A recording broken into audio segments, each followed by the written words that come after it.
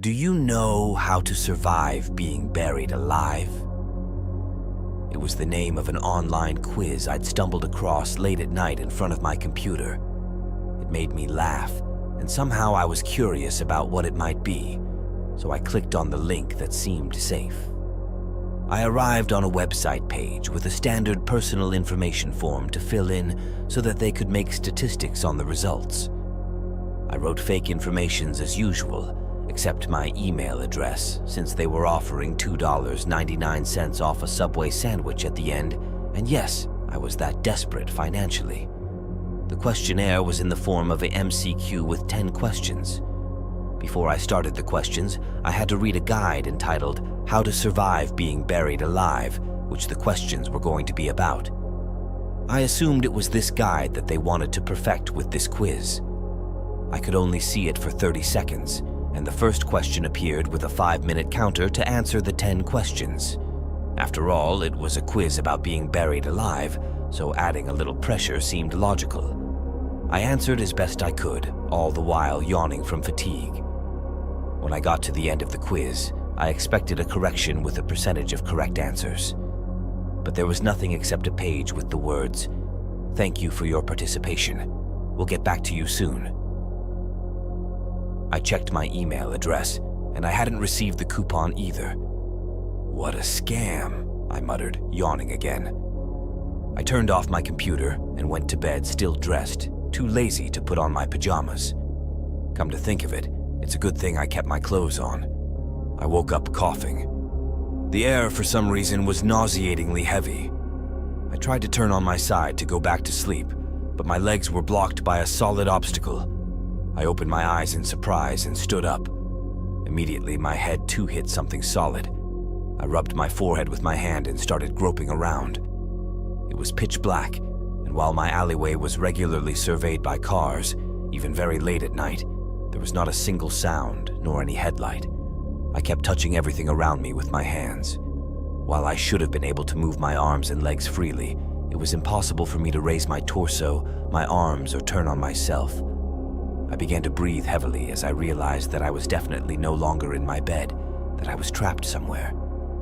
Then, in the back of my mind, an idea flashed through me like a bolt of lightning. It was just a dream, or rather, a nightmare. I'd read that stupid questionnaire about being buried alive just before I went to bed, and now I was having a nightmare. I smiled, feeling relieved a little. I waited and waited, but I wouldn't wake up. Still in a state of disbelief, I started looking again to see if there was anything around me to give me a clue as to where I was. And finally, on the ground towards my knees, I felt a cold, almost icy surface beneath my fingers. I grabbed the object and turned it in my hands. The top lifted, and I felt a mechanism like a lighter.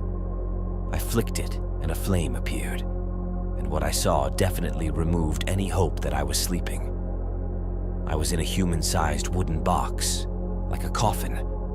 I still had my clothes on, but that was all I could see. I started shaking. I couldn't believe what was happening to me. What the fuck is happening? Where am I? Instinctively, I started banging my palm against the surface in front of me. "Help! Someone please! Help me! I'm locked in!" I pounded again and again until my hand said stop. Not a sound, no one to rescue me. I was on my own. I definitely started to lose my shit. I started screaming again, crying, punching, and kicking. To no avail, except to increase my despair and my feeling of being alone, trapped in a box. Okay, calm down. Breathe calmly. After a few moments, I finally started to calm down a bit and tried to think about the situation. I was either in the worst nightmare of my life or locked up somewhere by a crazy person who was standing right outside, probably enjoying hearing me scream and panic. Or maybe the people who'd created the online questionnaire had wanted to do a real test of their guide to see if I'd get away with it. It was impossible, but the more I thought about it, the more obvious it seemed. I'd always avoided going in elevators ever since I was a kid, because I hated the feeling of being trapped in a confined space, like an iron coffin. And now, I found myself in exactly that situation, but probably 6 feet underground on top of it. I started searching around again with the light from the lighter that was shaking from my hand. I could see a tiny slot, as if for a tiny key, right next to my right knee. I tried to pull at it with one of my fingernails, to no avail. With each passing minute, I felt as if the air was getting heavier and heavier, and rarer. I was already starting to get a headache, and the idea of dying asphyxiated in this box made me want to vomit. I turned my head upwards and noticed a small iron ring that I could pull out. I quickly did so, and inside a small hidden drawer, I found a music box with a tiny keyboard to play a few notes. I looked at it from every angle, my fingers burning from the lighter as I kept it lit. There was nothing special about it, except that it seemed extremely solid. I activated it, and it produced a few seconds worth of music. I waited, but nothing else happened. I pressed the little keys on the keyboard at random. I noticed that the sounds were similar. Do they seriously want me to solve a riddle like I'm playing Resident Evil? I listened to the music again and tried to play it back. I started again and again. With every minute that passed, my headache got worse, and I couldn't help taking deep breaths of air because of my claustrophobia. Finally, I managed to reproduce the damn music, and something unlocked under the box. A tiny key lay in the palm of my hand. I turned again, trying to remember where I'd seen the tiny hole in the wood. The light from the lighter was very limited, and I was unable to bend myself. I finally found the lock, and after a few contortions managed to insert the small key and turn it. Once again, a drawer was unlocked, and before my eyes was a heavy iron box with a digital display on which was written 12.9.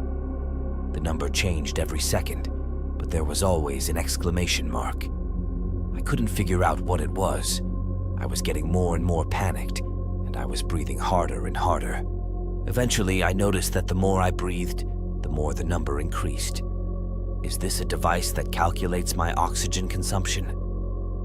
I closed my eyes and tried to remember what I'd seen on the damn guide in the 30 small seconds they'd left me. I was pretty sure that one of the first steps out of it was something like, conserve your oxygen. I had to give it a try.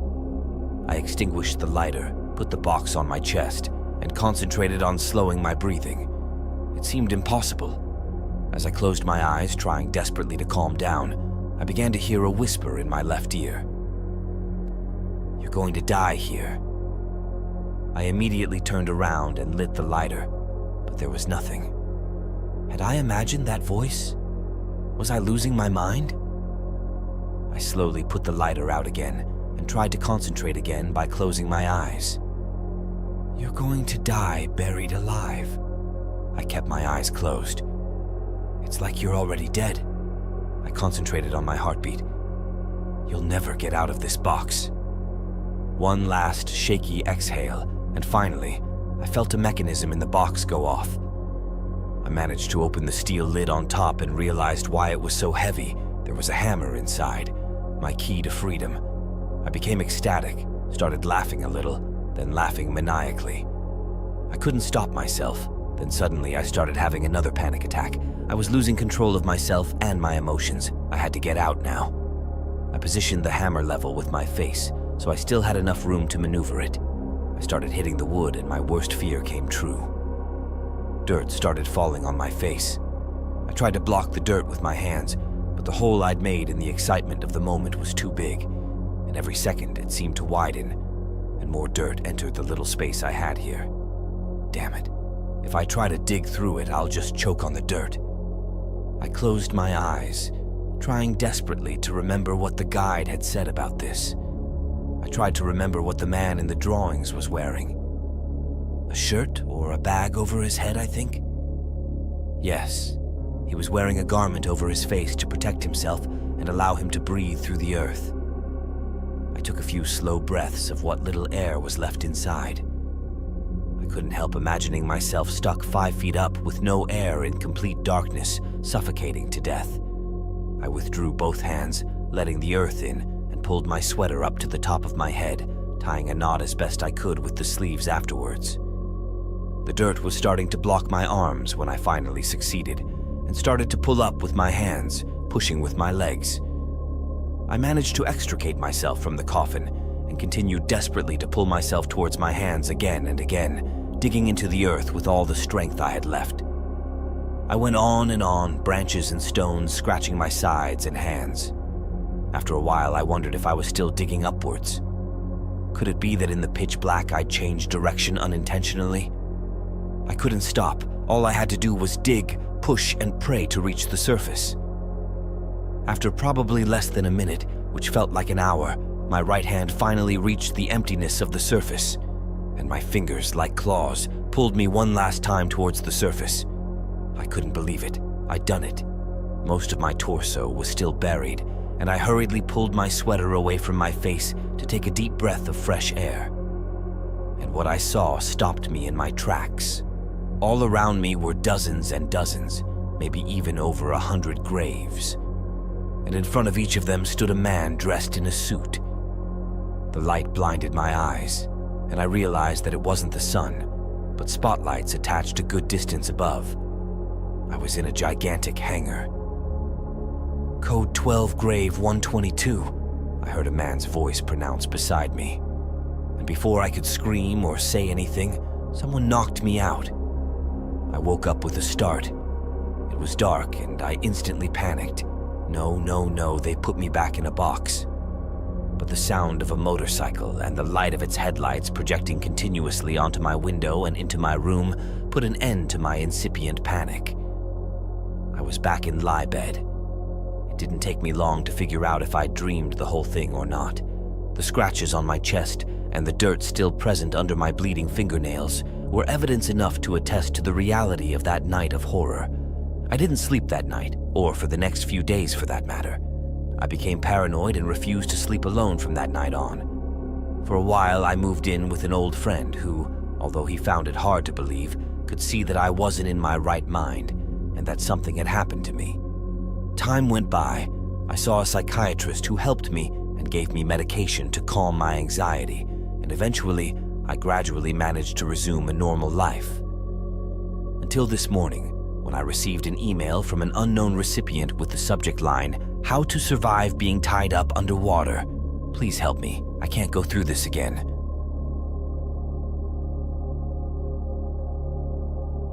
In the dead of night, with the gas station bathed in an eerie glow from flickering fluorescent lights, Jake, a weary attendant, embarked on another monotonous night shift. The rhythmic hum of the refrigerators echoed through the empty aisles, creating an unsettling ambience. As the clock approached midnight, a shadowy figure stepped into the store. The doorbell chimed hesitantly, and Jake looked up, his tired eyes meeting those of a man whose features seemed to be swallowed by darkness. The stranger's eyes darted around the store, their gaze lingering on the flickering lights and flickering shadows. Something about his presence sent a chill down Jake's spine, but he brushed it off as exhaustion-induced paranoia. Suddenly, the man lunged at Jake with unnerving speed, a glint of madness in his eyes.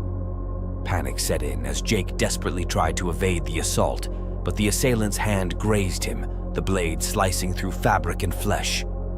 A gut-wrenching scream filled the air as blood painted the linoleum floor. The metallic scent of blood mingled with the sterile aroma of the gas station, intensifying the horror of the moment.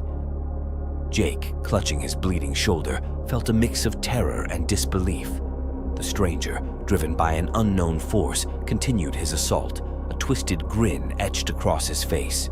Summoning every ounce of strength, Jake pushed the assailant away, sending him stumbling backward. The stranger, seemingly unfazed, retreated into the darkness, his malicious laughter echoing through the empty store. As Jake staggered to his feet, the realization of a narrow escape washed over him.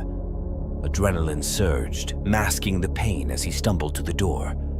Fearful glances were exchanged with the silent night, the gas station exterior now a haunting backdrop. With trembling hands, Jake fumbled for his keys, scanning the dimly lit parking lot for signs of the sinister intruder. Every distant sound amplified the terror, urging him to flee. Finally reaching his car, Jake slammed the door shut, the engine roaring to life. He He sped away from the gas station, leaving the nightmare behind. But the scars on his shoulder and the haunting memory of that night lingered, an indelible mark on his psyche, a tale he would never forget.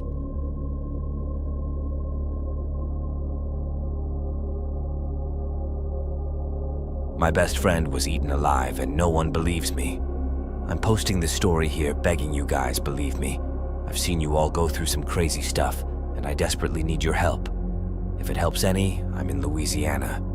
For some context, me, 19M, and my 4 friends, Perry, 19M, Gwen, 21F, Jordan, 18M, and Jesse, 20F, had a small YouTube channel, only about 200 subscribers, and on average 30 views per video. We called ourselves cryptid hunters. We just record bushes with shaky hands, screaming at every noise in the woods. We usually had a few set spots, swamps, forests, usually that we'd explore and look at. We cleared them out, seen it all. So we decided we'd go to a new swamp further away from our homes with this rusty van Jordan bought with some money from his side jobs. We went to the place, checked it out. Usually with new places, we don't really do this, but we chose to split up. It's a pretty big area, so Jesse and Perry suggested we should split up, cover more ground. Stupid idea, even to me. And if I was in a horror movie, I'd probably be the one to call out, "Anyone there?" So, Jesse and Perry went together, then me, Jordan, and Gwen were together. I was holding a camera while Jordan and Gwen had a GoPro strapped to their heads. We were in that place for hours. It was hot and uncomfortable. We barely got any footage and were on the verge of just waiting in the van, until my stupid self chose to do a stupid bit to make the hypothetical video entertaining. I laughed to myself thinking about it and told Jordan my idea. He'd do a dumb dance or something, and then I'd record him saying a white guy in his natural habitat. A dumb joke for a dumb video for an even dumber channel. Gwen and I sat in a bush so it'd seem more realistic. She kept whispering how she was getting bad vibes. Unfortunately, I didn't listen. I didn't care when I heard the first few twigs snap. I didn't care when Gwen was tugging on my sleeve. I didn't care until we saw something pounce from the trees and make me see what a stomach looks like. I almost screamed. My heart was pounding in my ears, and I think Gwen fainted. I don't want to go into detail because even thinking about it makes me sick to my stomach. The smell of death was pungent, and after that thing dragged him away, me and Gwen could do nothing but run until we saw the van. Perry and Jesse were already there, and when they asked where Jordan was, I just screamed at him to fucking drive already. Until my stupid self chose to do a stupid bit to make the hypothetical video entertaining. I laughed to myself thinking about it and told Jordan my idea. He'd do a dumb dance or something, and then I'd record him saying, "A white guy in his natural habitat." A dumb joke for a dumb video for an even dumber channel. Gwen and I sat in a bush so it'd seem more realistic. She kept whispering how she was getting bad vibes. Unfortunately, I didn't listen. I didn't care when I heard the first few twigs snap. I didn't care when Gwen was tugging on my sleeve. I didn't care until we saw something pounce from the trees and make me see what a stomach looks like. I almost screamed. My heart was pounding in my ears, and I think Gwen fainted. I don't want to go into detail because even thinking about it makes me sick to my stomach. The smell of death was pungent, and after that thing dragged him away, me and Gwen could do nothing but run until we saw the van. Perry and Jesse were already there, and when they asked where Jordan was, I just screamed at him to fucking drive already. I've tried showing people the footage. No one believes me that it wasn't a bear or a wolf. But I saw it. It wasn't a wolf. It wasn't a bear. It was too human. I pray to a god if there is one that someone will please tell me what the hell ate my friend. I need closure, at least a tiny bit.